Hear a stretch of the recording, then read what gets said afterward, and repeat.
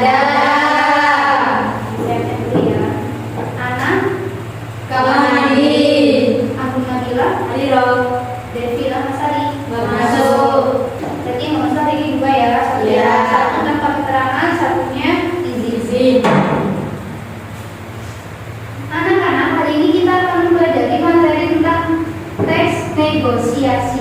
Kalian pernah nggak melakukan proses tawar-menawar di kehidupan nyata? Pernah. Contohnya di mana? Di pasar. Atau ada yang menyelesaikan masalah dengan kesepakatan? Ada.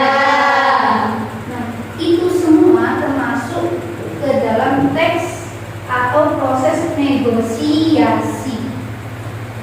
Negosiasi itu apa sih? Negosiasi itu proses komunikasi antara dua belah pihak atau lebih guna mencapai kesepakatan bersama dengan prinsip yang berbeda. Misalnya, si A ini ingin pergi ke Pulau Jawa, ke Malang misalnya ya. Nah, si B ini ingin liburan ke Surabaya. Pasti kan berbeda. Tapi mereka berdua ini ingin liburan bareng. Pasti di situ ada proses kayak mungkin mending kita liburan ke sini mas, ke sini. Di sini tuh bagus gini sampai akhirnya mereka berdua menemukan titik tengah atau penyelesaian dari kasusnya atau permasalahan yang mereka lakukan atau terjadi. Nah, proses itu termasuk dalam negosiasi. Nah, dalam negosiasi ini harus menguntungkan kedua belah pihak. Tidak boleh membuat kesepakatan tetapi merugikan satu pihak. Tujuan dari teks negosiasi ini memperoleh kesepakatan untuk mendapatkan hasil yang terbaik dan keuntungan bersama-sama. Seperti tadi, tidak ada yang dirugikan dari negosiasi. Kedua belah pihak ini tidak merasa rugi karena kesepakatan yang telah ditawarkan. Kalian pernah beli barang online? Pernah. Pernah menawar hargai atau bagaimana? Enggak, pengirimannya minta lebih cepat. Itu termasuk negosiasi. Bukan dalam segi harga, tapi dalam segi pernikahan. Mungkin dari ini ada yang bisa mencontohkan satu anak mencontohkan saya. Ini saya akan contohkan proses dari tawar menawar atau negosiasi dengan baru.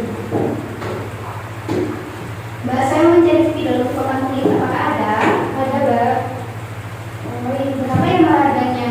Ini harganya 15.000. Nggak boleh kurang kan Mbak? Boleh Mbak.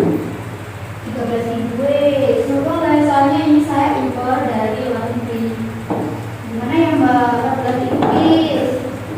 Masih nggak boleh Mbak, soalnya nggak balik modal nanti. Ini berarti ada harga kertas ya Mbak? Nggak bisa Iya. kurang. Bagaimana kalau 14.500?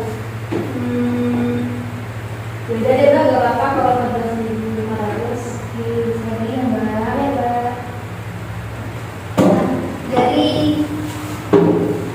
proses tawar-menawar tadi atau contoh dari tawar-menawar membeli spidol itu dinamakan negosiasi.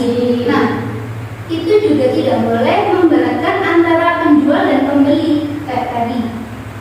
Sampai menemukan titik tengahnya yang tidak memberatkan saya sebagai pembeli dan Mbak Nabila sebagai penjual.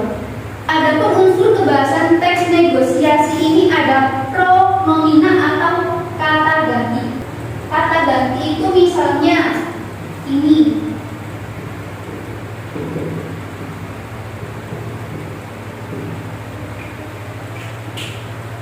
Pak, itu kan kata ganti dari kata apa?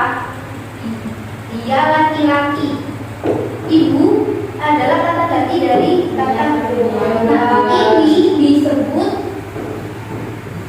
pronomina. Yang kedua ada kalimat langsung. Kalimat langsung ini kalimat yang disampaikan penutur melalui dialog. Biasa itu ditandai dengan tanda petik. Misalnya kayak Nabila, tanda Nabila tadi. Nah, terus saya tadi.